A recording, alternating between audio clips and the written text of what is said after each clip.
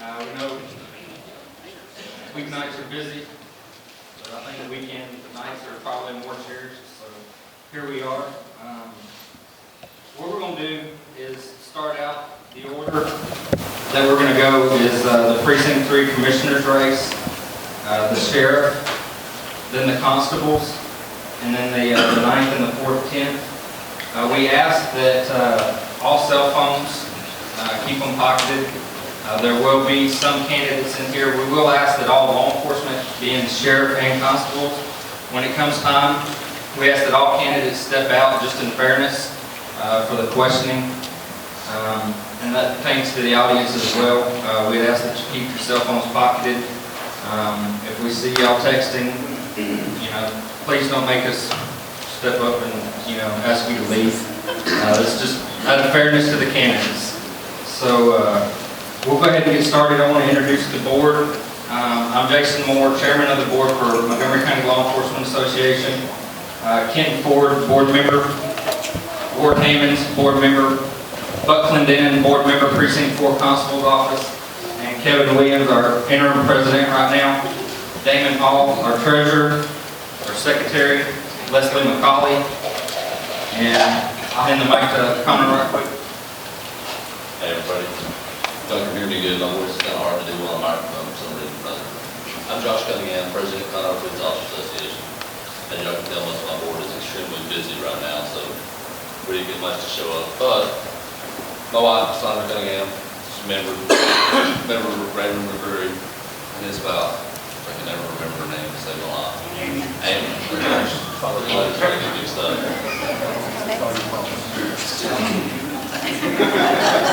I can't use what he says, it just doesn't work. So thank y'all, like you said, for showing up. It's a really big deal.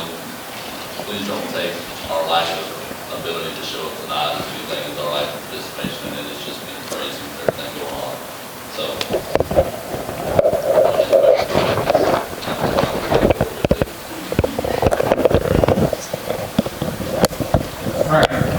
what we're going to do for the candidates, we'll start out and give you 3 or 4 minutes for your opening address. Try to keep it to 3 or 4 minutes. We've got a handful of candidates, and we don't want to keep people here out past 9:30 or 10, if possible. We will be here as long as it takes, though. The opening statements, and then we'll go into our questioning. Each member will have a question or two, and at the end we'll give you a chance for your closing statements to address anything you wanted to address that maybe you forgot in your opening statement, or follow up on a question that was asked of you before. And like I said earlier, out of fairness for the law enforcement portion, once we call the sheriff candidate up, constables and everybody that's running for the constable position, please step outside. And that's just out of fairness to everybody. I believe we've got everything ready to go, so we'll go ahead and start with the Precinct 3 Commissioner, James Nowak.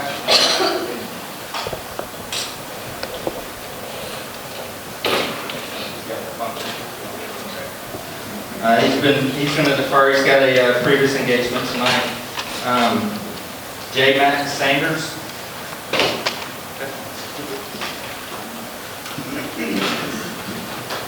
Good evening, how are you? My name is J. Mac Sanders, you can call me J. Mac. I live in the Woodlands, I'm running for County Commissioner Precinct 3 in the Republican primary. I'm running because I think we need to have good relationships across the board with other elected officials in the county. We need to have a open door policy, some transparency, and I think that transportation is an issue that's going to be an ongoing problem for everybody. Precinct 3 has a lot to do with the transportation infrastructure in the county. We are going to have to work well with our neighbors to the south, different counties, as well as elected officials in the municipalities that are around here. So, again, my name is J. Mac Sanders, running for County Commissioner, Precinct 3. Any questions? You got it.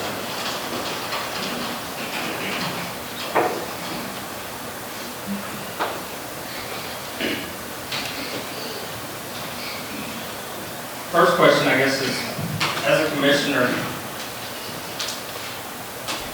you oversee the budget for the entire county. Where does law enforcement rate, if given, if elected to the position? How important is law enforcement? And how would that play into your budget Sure. decision making? Obviously, the commissioner's in charge of the budget for the whole county for health and human services personnel, judicial system, as well as the sheriff's office. You guys are on the front line. Thank y'all for being here tonight. Some of the Conroe Police Officers Association can't all be here tonight because they're out there on the front line. There are a lot of things going on, so thank you very much for that. You need to be able to have somebody that you feel you can talk to. I don't expect to be a rubber stamp for anybody or any issue, special interest group, but at the same time, being able to have somebody you can approach and talk to is very important. Willing to listen to what your needs are. There are some needs that come up in the middle of the year that may not have been budgeted for. That doesn't mean that they can't be funded. If there's an absolute need and there's merit behind it, then let's go ahead and take care of it.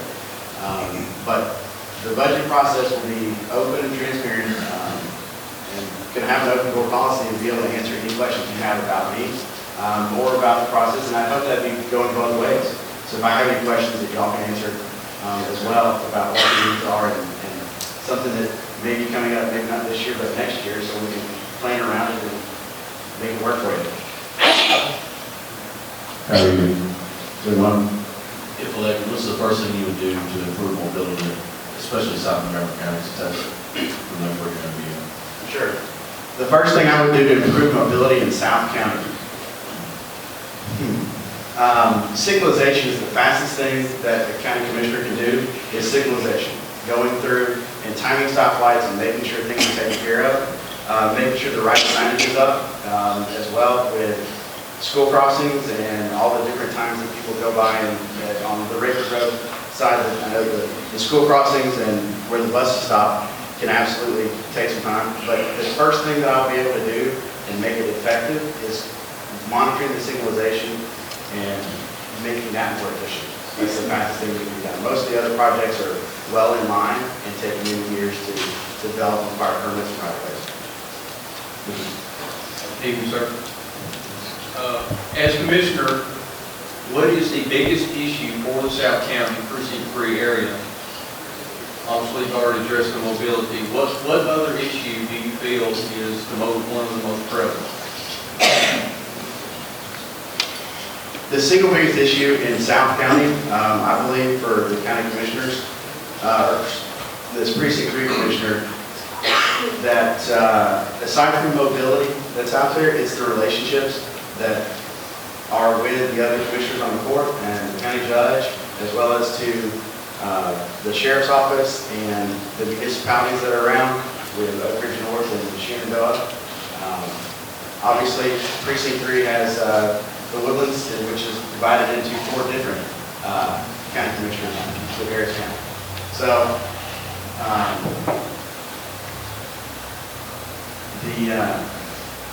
the most important thing is the relationships and establishing those, that there's respect between, hopefully, between me and the other groups that are out there, that when my yes is my yes, it means yes, and then my no is my no.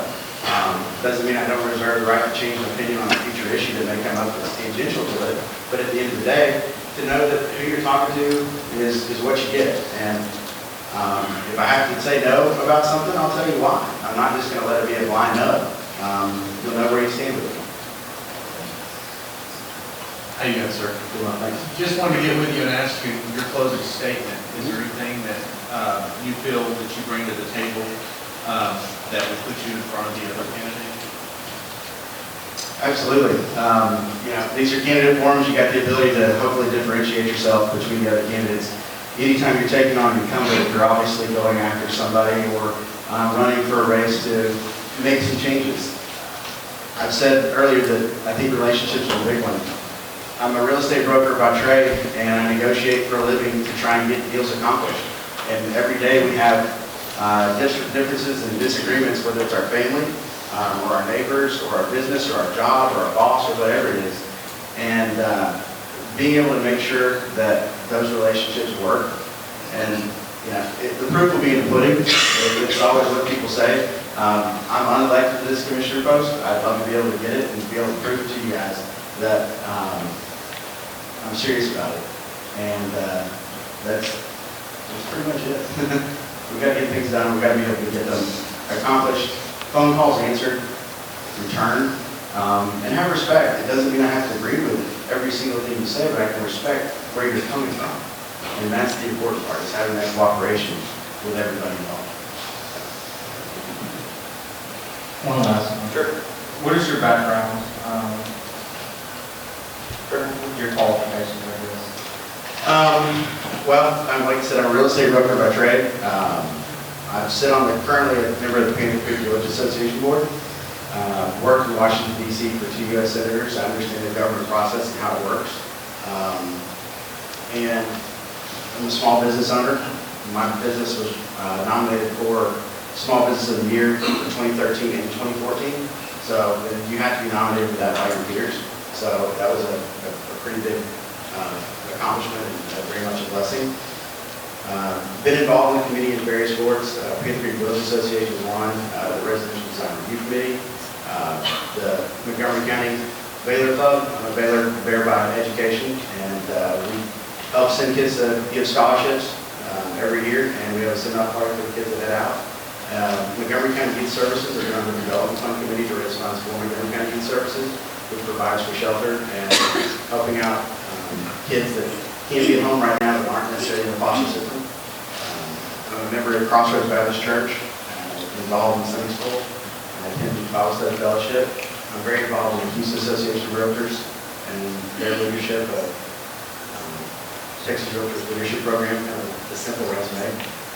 Been involved with leadership in Montgomery County, class of 2011, where we get to learn through the jail and through the sheriff's office and get to see what you guys do really on the forefront. So I've been involved in the community and believe that those experiences, when taken in their totality, absolutely add up to the differences in where you're going to go. I don't have a record because I've not because I've not held office before, for you to say this is how I was going to act.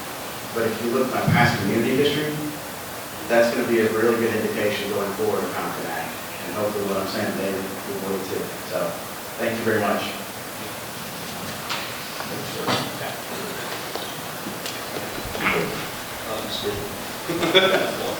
Sure. Josh, Police Officer Association. So obviously some of these questions are going to be more direct for the county because the city doesn't provide much for the county. Sure. But something I wanted to hit on is something that you said was if elected to the position. When you say yes, you mean yes. When you say no, you mean no. It's pretty much been put down. This is going to be this way or it's not going to be this way. If backlash happens, Sure. being willing to stand behind whether your answer is yes or no. Are you going to bend because it works better in the future and then be able to come back and say, oh, well, I said yes at this time because, or will you stand by that yes? And I know that's a complicated question, but. No, that's actually a very simple question. If your principles are grounded, I'm not going to bend on moral issues. You know, I'm a good government conservative. I'm not a no government conservative. And there's a big difference between those two. I'm not going to bend on an issue that, if it's already been decided and it's an established issue and there's a vote and so forth, I'm not going to change my vote from yes to no because it's politically expedient. You use the information you have at the time to make the best decisions possible. Backlash happens all the time, and we're charged with anybody that holds public office, and even you guys that are sitting here on the front row as peace officers, you understand you have to take the information that you have right then, right there, and make the best possible decision you can. And you have to live with that decision. You don't get a chance to take it back. And when we're making decisions as a court, we have an opportunity to have a lot of information, and the information we have, that's what we're going to do is make the best decision. Hopefully we're going to make the best decision. I tell you, I'm going to make the best decision with the information that I've got. So, to answer your question, I'm not going to backtrack from something because it's politically expedient, but it doesn't mean that I don't reserve the right to take new facts if the issue comes back up at a later point.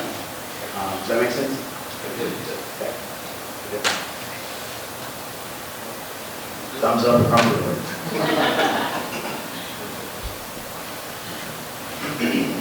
Thank you. You're welcome. All right, right now I'd ask that